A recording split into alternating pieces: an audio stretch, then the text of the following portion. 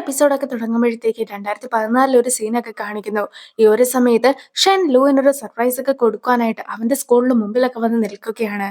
അതേസമയം അവൻ മെസ്സേജൊക്കെ അയക്കുമ്പോഴത്തേക്കും ഞാൻ എന്റെ റൂമിൽ തന്നെയാണ് ഉള്ളതെന്നൊരു കള്ളമൊക്കെയാണ് അവള് പറയുന്നത്.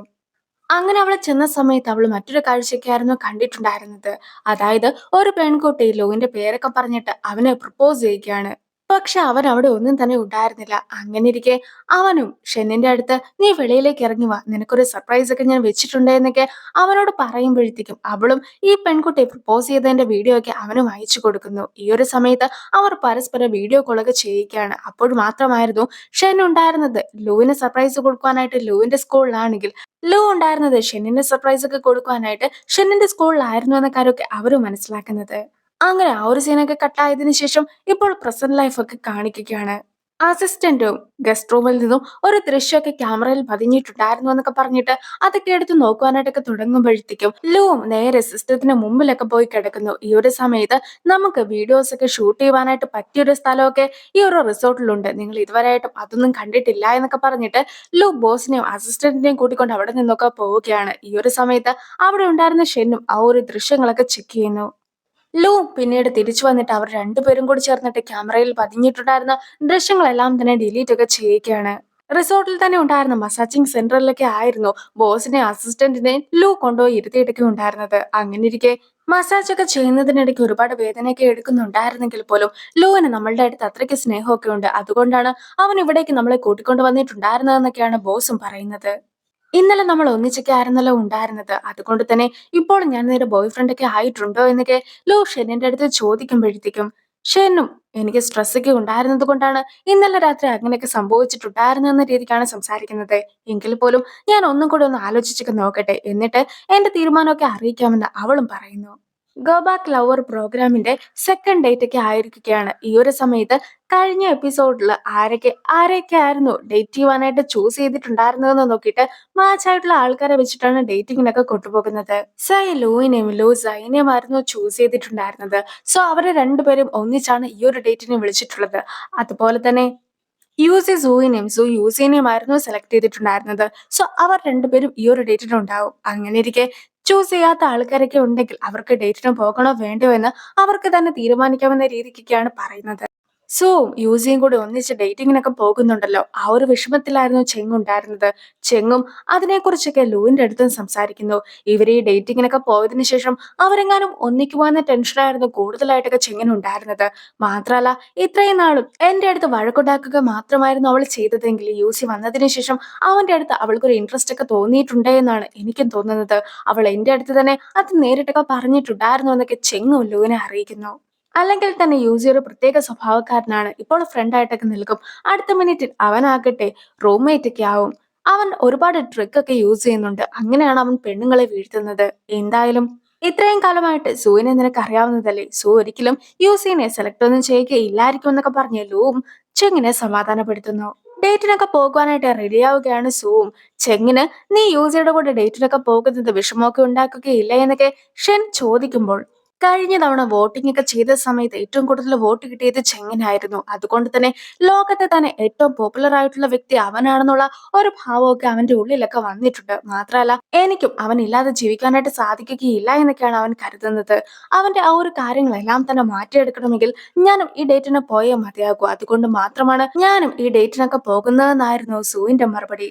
ഇന്നലെ രാത്രി നീ തിരിച്ചു വീട്ടിലേക്ക് വന്നില്ലല്ലോ, നീ ശരിക്കും എവിടെ ആയിരുന്നു എന്നൊക്കെ സൂം ഷെന്നിന്റെ അടുത്തൊക്കെ ചോദിക്കുമ്പോഴത്തേക്കും ഞാനൊരു ഇൻവെസ്റ്ററിനെയൊക്കെ കണ്ടിട്ടുണ്ടായിരുന്നു, ഞങ്ങളും അടുത്തൊരു പ്രൊജക്ടിനെ കുറിച്ചൊക്കെ ഡിസ്കസ് ചെയ്തു, അങ്ങനെയായിരുന്നു സമയമൊക്കെ പോയിട്ടുണ്ടായിരുന്നത്. എങ്കിൽ പോലും ആ ഒരു പ്രൊജക്ടുമായിട്ട് മുന്നോട്ട് പോകണോ വേണ്ടയോ എന്ന് ഞാൻ തീരുമാനിച്ചിട്ടില്ല എന്നൊക്കെ ഷെൻ പറയുമ്പോഴത്തേക്കും നീ അങ്ങനെ ഒരുപാട് ആലോചിക്കുവാനൊന്നും നിൽക്കണ്ട, എത്രയും വേഗം ആ ഒരു ഡീലൊക്കെ ആയിട്ട് മുന്നോട്ട് പോകുന്നതാണ് നല്ലത്, അല്ലെങ്കിൽ ആ ഒരു ഡീലൊക്കെ നിനക്ക് കൈവിട്ടു പോകുന്നതായിരിക്കും എന്നൊക്കെ സൂവും പറയുന്നു.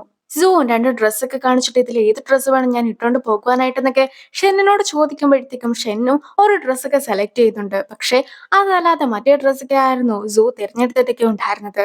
ഞാൻ എന്തായാലും അവനുമായിട്ട് ഇഷ്ടത്തിലാക്കുവാനായിട്ടൊന്നും പോകുന്നതല്ല, അതുകൊണ്ട് തന്നെ അത്രയ്ക്ക് നല്ല രീതിയിലൊന്നും ഡ്രസ്സ് ചെയ്ത് പോകേണ്ട കാര്യവുമില്ല എന്നൊക്കെയാണ് സൂം പറയുന്നത്. ലൂവിന്റെ സായോടെ ഡേറ്റിംഗ് ഒക്കെ ഉടനെ തന്നെ ആരംഭിക്കുന്നതായിരിക്കും. പക്ഷെ ഇതുവരെയായിട്ടും ഷെൻ അവിടെ എത്തിയിട്ടൊന്നുമില്ല, അതുകൊണ്ട് തന്നെ നമ്മൾ എങ്ങനെയെങ്കിലും ഷെന്നിനെ ഇവിടെ വരുത്തിയേ മതിയാകൂ എന്നൊക്കെ ജോയും പറയുന്നൊക്കെയുണ്ട്. പക്ഷേ ഷെന്നിനെ ആരും തന്നെ സെലക്ട് ചെയ്യാതിരുന്നതാണ്. അങ്ങനെയിരിക്കെ ഈ ഒരു ഡേറ്റിങ്ങിന് പങ്കെടുക്കണോ വേണ്ടോ എന്നത് ഷെന്നിനാണ് തീരുമാനിക്കുവാനായിട്ട് സാധിക്കുക എന്നൊക്കെ അസിസ്റ്റന്റും അറിയിക്കുന്നു. ശരിക്കും ലൂവിന്റെ സയോഡിന്റെ ഡേറ്റിംഗ് ഒക്കെയാണ് അവിടെ നടക്കുന്നതെങ്കിൽ പോലും അതൊക്കെ കാണുവാനായിട്ട് ഷെൻ ഉണ്ടാകണമെന്ന രീതിക്കാണ് ജോ സംസാരിക്കുന്നത്.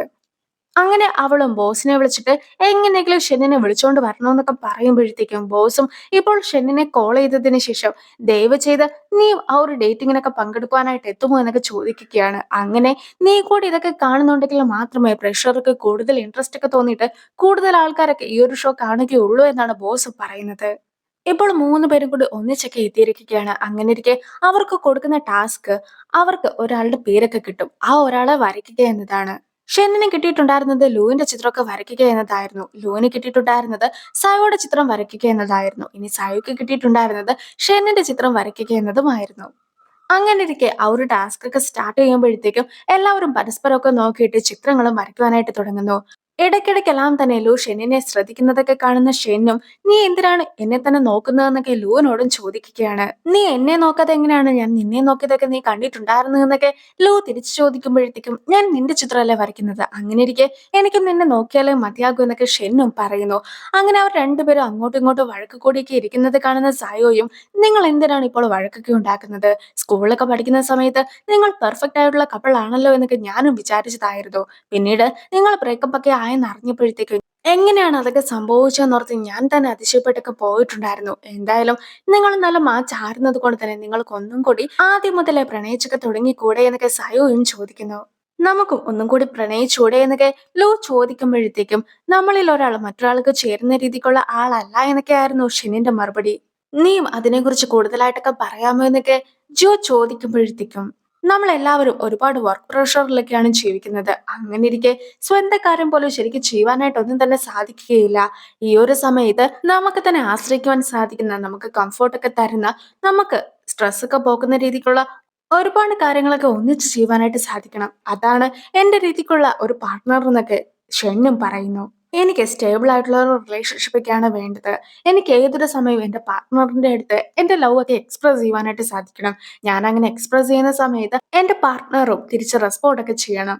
അങ്ങനത്തെ ഒരു പ്രണയമാണ് ഞാൻ ആഗ്രഹിക്കുന്നത്. പക്ഷെ എല്ലാവർക്കും ഒന്നും അത് ഇഷ്ടപ്പെടുകയില്ല എന്നൊക്കെയാണ് ലു പറയുന്നത്. സയോയും ഇപ്പോൾ ഷെന്നിന്റെ ചിത്രമൊക്കെ വരച്ചു കഴിഞ്ഞിരിക്കുന്നു. ഷെൻ വളരെയധികം ഇംപ്രസീവ് ആയിട്ടുള്ള ഒരു വ്യക്തിയായിട്ടാണ് എനിക്ക് തോന്നിയിട്ടുള്ളത്. അതുകൊണ്ടാണ് ലുവും യൂസിയും ഒക്കെ അവളെയും സ്നേഹിച്ചിട്ടുണ്ടാവുക എന്നൊക്കെയാണ് ഇപ്പോൾ സയോയും പറയുന്നത്. അങ്ങനെ ഒരിക്കൽ ലൂവും വരച്ച ചിത്രമൊക്കെ കാണിച്ചു കൊടുക്കുന്നു. പക്ഷെ ലൂവ് സയോയുടെ മാത്രം ചിത്രമായിരുന്നില്ല വരച്ചിട്ടുണ്ടായിരുന്നത്. അവളൊരു കോടതിയിലൊക്കെ ഇരിക്കുന്ന രീതിക്ക് ഒരുപാട് ആൾക്കാരുടെ ചിത്രമൊക്കെ അവനും വരച്ചിട്ടൊക്കെ ഉണ്ടായിരുന്നു. അത് കണ്ടിട്ടുണ്ടായിരുന്ന സയോയും ഇതിൽ ചെറിയൊരു മിസ്റ്റേക്ക് ഉണ്ടെന്നൊക്കെ പറഞ്ഞിട്ട് അവനെ തിരുത്തുവാനായിട്ടൊക്കെ ശ്രമിക്കുമ്പോഴത്തേക്കും സയോ പറഞ്ഞത് സത്യമാണ്, ഇതിലൊരു മിസ്റ്റേക്ക് ഒക്കെ ഉണ്ട് എന്ന് ഷെന്നും മറുപടിയൊക്കെ കൊടുക്കുകയാണ്. അടുത്തതായിട്ട് ഷെൻ വരച്ചിട്ടുണ്ടായിരുന്ന ലൂവിന്റെ ചിത്രം കൂടി കാണിക്കുകയാണ്. നേരത്തെ ഞാൻ കാട്ടിലേക്ക് അകപ്പെട്ടു പോയപ്പോഴത്തേക്കും ലൂ ആയിരുന്നു എന്നെ രക്ഷിച്ചിട്ടുണ്ടായിരുന്നത്. ആ ഒരു ചിത്രമൊക്കെയാണ് ഞാനിപ്പോൾ വരച്ചിട്ടുള്ളതെന്ന് അവളും പറയുന്നു.